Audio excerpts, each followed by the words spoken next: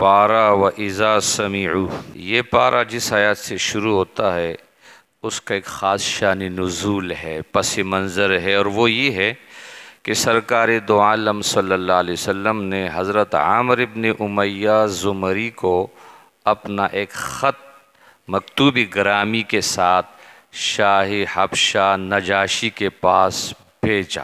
حبشہ کا بادشاہ نجاشی کے پاس بھیجا۔ نجاشی نے نامہ مبارک پڑھا اور مسلمانوں سے قرآن کریم سنانے کی فرمائش کی۔ حضرت جعفر ابن ابی طالب رضی اللہ تعالیٰ عنہ نے سورہ مریم پڑھ کر سنائی، کاف ہا یا عین صاد ذکر رحمت ربک عبدہ زکریا۔ یہ سورت سن کر نجاشی اور کچھ درباری اس درجہ متاثر ہوئے کہ ان کی آنکھوں سے آنسو روانہ ہو گئے، آنسو رواں ہو گئے۔ اسی واقعے کی طرف اشارہ ہے۔ چند آیات کے بعد ایک فقہی حکم بتایا ہے کہ اللہ تعالیٰ لغو اور مہمل قسموں پر تمہاری گرفت نہیں کرے گا، البتہ جو پکی سچی قسمیں تم کھایا کرتے ہو ان پر اللہ ضرور تمہارا مواخذہ کرے گا اگر قسم کھانے کے بعد خلاف ورزی کی۔ تو ایسی قسم کا کفارہ نمبر 1، 10 مسکینوں کو اوسط درجے کا کھانا کھلانا ہے جیسا کہ تم اپنے گھر والوں کو کھلایا کرتے ہو، یا نمبر 2 ان 10 محتاجوں کو کپڑا دینا ہے، نمبر 3 یا ایک غلام آزاد کرنا ہے۔ آج کل کے دور میں غلام کا تصور نہیں ہے۔ اور فرمایا اگر کسی شخص کے پاس ان چیزوں کی گنجائش نہ ہو تو پھر آخری حکم یہ ہے کہ اس کو 3 روزے رکھنے چاہیے قسم کے کفارے کے طور پہ۔ یہی تمہاری قسموں کا کفارہ ہے جب تم قسم کھا لو اور انہیں توڑ دو۔ لہٰذا فرمایا تم اپنی قسموں کی حفاظت کیا کرو۔ اللہ تعالیٰ اسی طرح اپنی آیات کھول کھول کر بیان کرتا ہے تاکہ تم شکر ادا کرو۔ آگے فرمایا اے ایمان والو، شراب، جوا، بت اور پان سے سب گندے اور شیطانی کام ہے، تم ان سے اجتناب کرو، شاید تم کامیاب ہو جاؤ گے۔ آگے شکار کے کچھ احکام ہے، خاص طور پر حالت احرام میں۔ عمرہ حج کا احرام باندھا ہے، حالت احرام میں فرمایا خشکی کے جانوروں کی ممانعت ہے اور آبی جانوروں کی اجازت ہے، یعنی سمندر کے جانوروں کی اجازت ہے، اور حکم عدولی کی صورت میں کفارے کا بیان ہے۔ حضرات صحابہ کرام میں دین کی طلب بہت تھی، اس لیے بہت سے صحابہ کوئی بات سنتے تو مزید معلومات حاصل کرنے کے لیے کچھ پوچھ لیا کرتے تھے۔ بس اوقات کوئی ایسا سوال بھی سامنے آ جاتا کہ آپ علیہ السلام وحی کے انتظار میں خاموش ہو جاتے اور جواب نہ دیتے۔ جب حج کی فرضیت کا حکم نازل ہوا، للہ علی الناس حج البیت، حج کا حکم نازل ہوا تو حضرت اقرع ابن حابس رضی اللہ تعالیٰ عنہ نے عرض کیا کہ کیا حج ہر سال فرض ہے؟ پیارے نبی یہ سوال سن کر خاموش رہے۔ حضرت اقرع بار بار یہی سوال کرتے رہے۔ اس پر آپ علیہ السلام نے فرمایا نہیں، یعنی ہر سال حج فرض نہیں، زندگی بھر میں ایک ہی دفعہ حج فرض ہے۔ نیز یہ بھی فرمایا کہ اگر میں کہہ دیتا تو فرض ہو جاتا، اگر میں کہتا کہ ہاں ہر سال فرض ہے تو پھر فرض ہو جاتا، مشکل ہو جاتی۔ اس واقعے پہ یہ آیات نازل ہوئی کہ اے اہل ایمان، ایسی باتیں مت پوچھا کرو کہ اگر وہ باتیں تم پہ ظاہر کر دی جائیں تو تمہیں ناگوار ہوں، لیکن اگر تم کسی ایسے وقت میں پوچھو جب قرآن نازل ہو رہا ہو تو تم پر وہ باتیں ظاہر بھی کی جا سکتی ہے۔ اب تک تم نے جو کچھ کیا ہے اللہ نے اس کو معاف کر دیا ہے، اللہ درگزر کرنے والا ہے، بردبار ہے۔ تم سے پہلے ایک جماعت نے اسی طرح کے سوالات کیے تھے اور پھر وہ حق بات کے منکر ہو گئے تھے، یعنی بہت زیادہ سوالات بھی نہیں کرنے چاہیے، جس کو کہتے ہیں نا یعنی بال کی کھال اتارنا۔ آگے فرمایا کچھ آیتوں میں ایک معاشرتی حکم بھی ہے جس پہ عمل کرنے سے بہت سے نزاعات کا تصفیہ ہو سکتا ہے، جھگڑے ختم ہو سکتے ہیں۔ فرمایا اے اہل ایمان، تم میں سے جب کسی کی موت کا وقت آ جائے وصیت کرتے ہوئے تو اس پر 2 عادل آدمی گواہ بنا لیے جائے۔ یا اگر تم سفر کی حالت میں ہو اور وہاں موت کی مصیبت پیش آ جائے اور کوئی مسلمان گواہ نہ ملے تو غیر مسلموں ہی میں سے 2 گواہ بنا لو، یہود و نصارہ اگر کوئی ہے ان میں سے، اہل کتاب میں سے کوئی گواہ بنا لو۔ تمہیں اگر ان پر کوئی شک ہو تو نماز کے بعد ان دونوں گواہوں کو روک لیا جائے اور وہ اللہ کی قسم کھا کر کہیں کہ ہم کسی قیمت پہ گواہی فروخت کرنے والے نہیں، اگرچہ کوئی ہمارا رشتہ دار ہی کیوں نہ ہو، ہم اللہ کی گواہی نہیں چھپائیں گے، اگر ہم نے ایسا کیا تو ہم گناہ گاروں میں سے ہوں گے۔ یہ اور اس کے بعد کی 2 آیتیں دراصل ایک مسلمان حضرت بدیل کے قصے کے سلسلے میں نازل ہوئی تھی، جو 2 نصرانیوں کے ساتھ 2 عیسائیوں کے ساتھ تجارت کے لیے شام گئے تھے، وہاں ان کی وفات ہو گئی۔ وفات سے پہلے انہوں نے جو فہرست اپنے سامان کی مرتب کی اس پر ان 2 عیسائیوں کو گواہ بنایا، مگر ان دونوں نے خیانت کی، جس کے بعد قسم وغیرہ کی نوبت آئی۔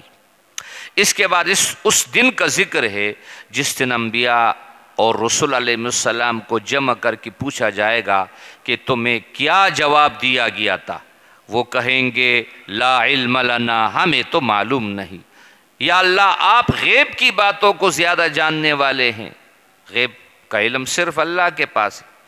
اس صورت میں حضرت عیسیٰ علیہ السلام کی حیات طیبہ کے بعض اہم پہلو بھی اجاگر فرمائے گئے ہیں، خاص طور پر وہ پہلو جو حواریین کے متعلق ہے کہ وہ دعوی ایمان کے باوجود اپنے مطالبات کی فہرست پیش کرتے رہتے تھے۔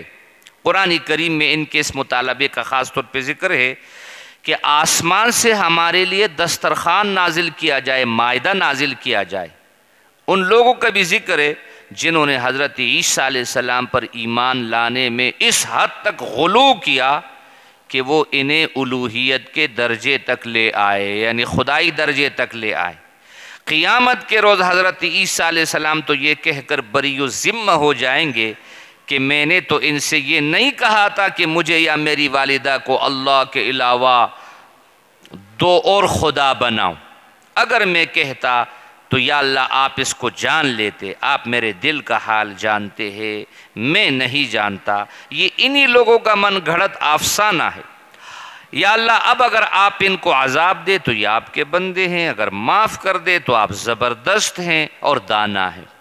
یہ صورت اس آیات پہ ختم ہوئی ہے کہ اللہ تعالیٰ فرمائے گا یہ وہ دن ہے جس میں سچوں کو سچائی نفع دیتی ہے، ینفع الصادقین صدقہم۔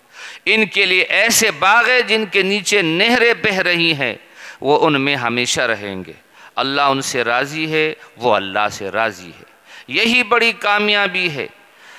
آسمان و زمین اور تمام مخلوقات کی بادشاہی اللہ کے لیے ہے اور وہ اللہ ہر چیز پہ قدرت رکھنے والا ہے۔ آگے سورہ انعام شروع ہوتی ہے۔ سورہ مائدہ میں تو فروعی احکام زیادہ تھے، اس سورۃ انعام میں اصولی مضامین زیادہ ہے، عقائد کے، ایمان کے۔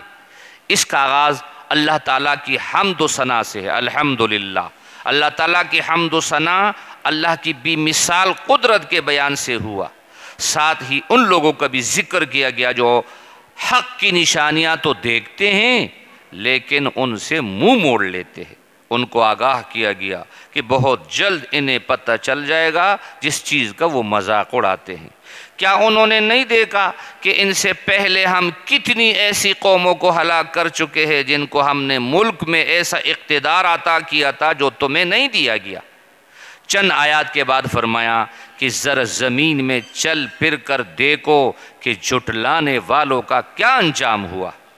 چند آیات میں پھر اللہ تعالیٰ کی عظمت و جلالت کا بیان ہے، اس کے بعد سلسلہ کلام ماقبل سے مربوط اور فرمایا کہ اس سے بڑا ظالم کون ہوگا جو اللہ پر جھوٹی تہمت باندھے یا اللہ کی آیات جھٹلائے۔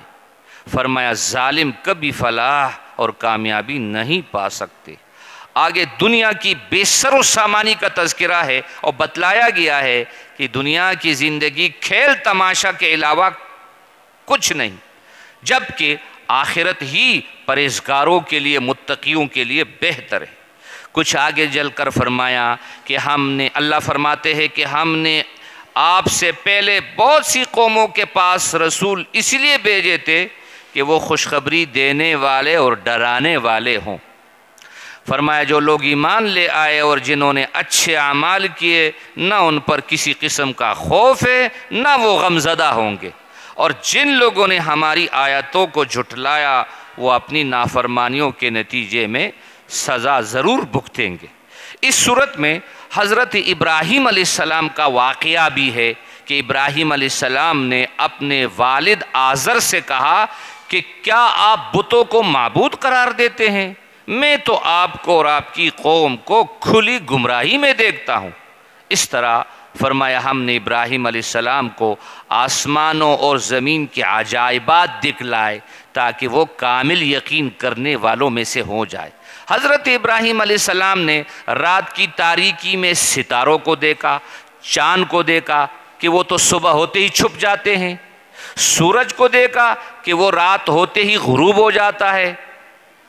کہنے لگا یہ چاند سورج ستارے جو چھپ جاتے ہیں خدا نہیں ہو سکتے۔ فرمایا میں نے تو یکسو ہو کر اپنا رخ اس ہستی کی طرف کر لیا جس نے آسمان اور زمین کو پیدا کیا، فطر السماوات والارض، اور میں شرک کرنے والوں میں سے نہیں ہوں، وما انا من المشرکین۔